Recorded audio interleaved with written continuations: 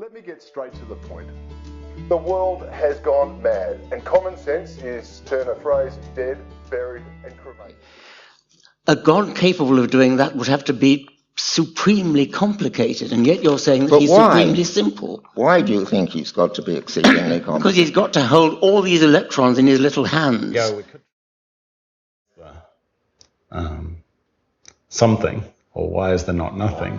The story of life actually begins with, well, the beginning of everything. In the aftermath of the Big Bang, the universe was an energetic structureless mess. But that mess pulled itself together into atoms and stars and galaxies and planets, and finally, into life. How did the philosophers in ancient times used to say, how could something arise from nothing? Everything that matters to us today could have arisen out of precisely nothing. Good morning. I have been going through these series of why I believe in God and covering areas that are on the scientific side or the historical side, archaeological side. But I'm, like my grandfather, in no need of additional proof of God. For I've always known and sensed. That word sensed is brought some interest to me because it brought up what my grandfather would tell me a lot. You know, he would sit and talk to me, and he was a man of God, but he was a farmer, a dirt poor farmer, living in a very small house, potbelly stove for heat in the winter. But he'd tell me things of the world that just amazed me. I always thought he was just so smart, but he only had a second grade education. But he knew so much. I often wondered why he knew so much. And I flash back on the fact that when I was doing something that he knew was disastrous for me, like climbing up on the garage with a sheet, thinking I could parachute off the edge of the roof of the garage. And I found myself on crutches. And he would say something like, "Jimmy, don't you have any sense?" And so I flash back on it. Don't you have any sense? Don't you have any sense? Well, Benjamin Franklin once said, and this is about my grandfather, that it's better to have common sense and no education than to have all the education and no common sense. And boy, have I seen that in practice. When I went to college, all these PhDs, they couldn't tie their shoes. But boy, they had book learning. So my grandfather was a wise man, and jumping off the roof of the garage was not a good idea. So in this world today, as I look around it, I want to say to this, people who think 2 + 2 is 3, or the fact that the universe came from nothing, and that there's nothing unique about DNA, and that the universe, and when it came from nothing, just organized itself into this fine-tuned universe, or just by itself. It just kind of did it. It just happened out of random chance. Same with the origin of life. It just happened against the odds. And those odds are like 10 to the 177th power. It's kind of like all the atoms in the universe to 1. So I started thinking about common sense a lot, and thinking that, the world, this crazy woke world, there's no common sense in it. What's the common sense in Black Lives Matter burning down their own neighborhood? I mean, don't you have any common sense? What happened with people before they do some rash decision thinking about it? A rash decision like jumping off the garage roof before they think about it. There's no common sense. And so I wanted to put out this short video on being able to see God and know God, because God even talks about sense and in the Bible, and the fact that discernment, just knowing things, being able to discern and see things, especially the things that can't be seen physically, is a spiritual gift. I think I do pretty good at that. I'm a good judge of character. And now, after many times of hearing Grandpa say, "Jimmy, don't you have any sense?" I finally got it. A few bruises, broken bones, stuff like that, and I finally got it. And so, I thought, well, what's the definition of common sense? Common sense. Sound judgment not based on specialized knowledge. That's that whole thing of Benjamin Franklin. It's better to have common sense than education, book knowledge.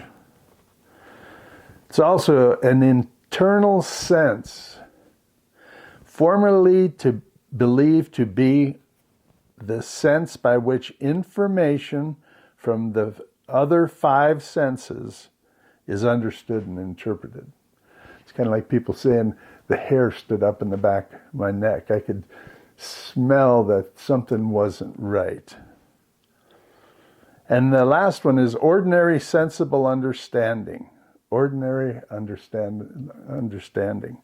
Ordinary sensible sense. There it is again. Ordinary sensible understanding. One's basic intelligence, which allows for plain understanding, and without which good decisions and judgments cannot be made. Wow. So, all these PhDs who are arguing about origins of life and the existence of God, and that fine-tuning of the universe can happen by itself, and the origin of life can happen from the primordial ooze and a lightning strike, or from the oceans with the underground volcanoes.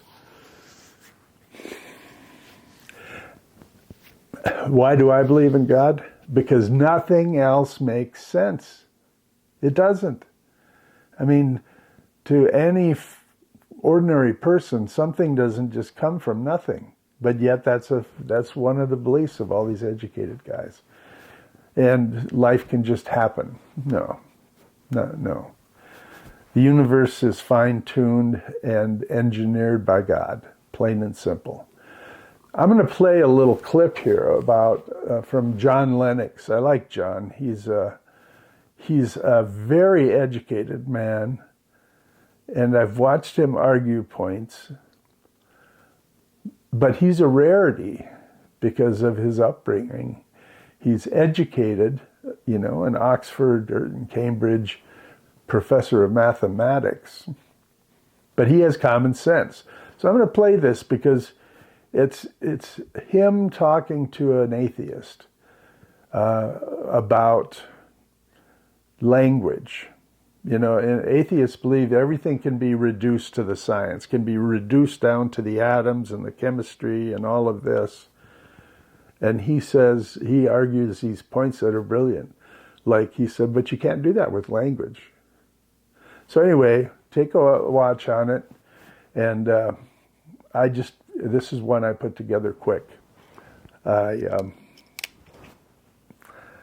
just think that in this world, I mean, when I look around and see this headlines and what people are doing, I want to say, just like Grandpa, don't any of you people have sense? And common sense is dead today. So watch John, and then I did a little fun at the end of that. Thank you, and good morning. Ladies and gentlemen, the other thing about explanation is this. We are often taught that explanation, to be genuine, must go from the simple to the complex. Is that a thing you're familiar with? We call it reductionism. You reduce things to the simplest physics and chemistry. And of course, the main aim of physical reductionism is to reduce everything to physics and chemistry. And it's very successful in certain areas. There's one area it doesn't work, and that is the area of language.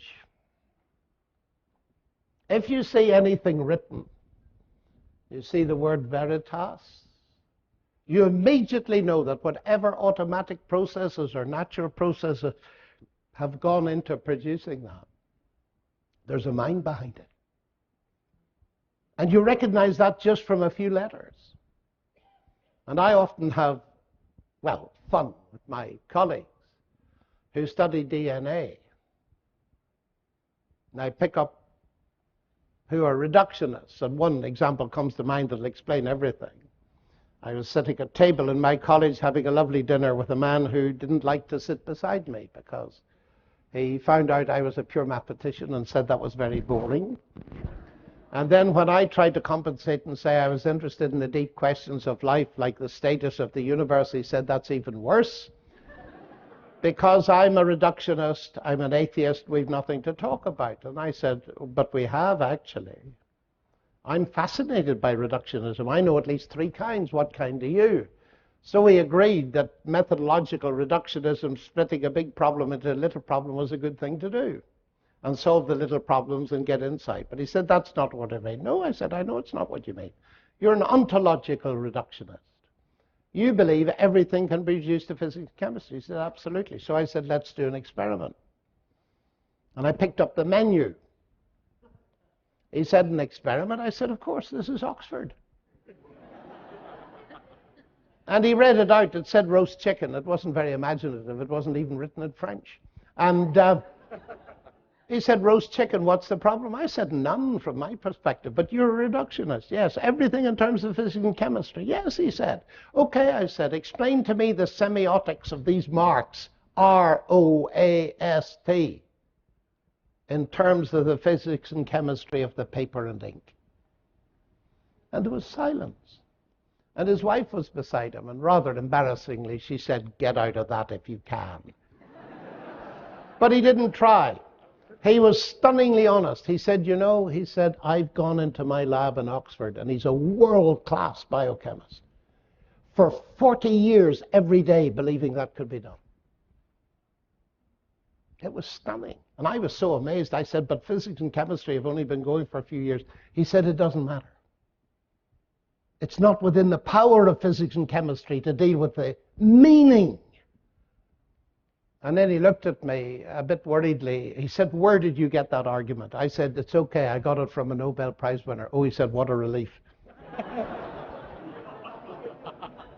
But it gets worse, ladies and gentlemen. He studies DNA. That's the longest word we've ever discovered. 3.5 billion letters in exactly the right order. What about that? Oh, a chance and necessity. I said, what?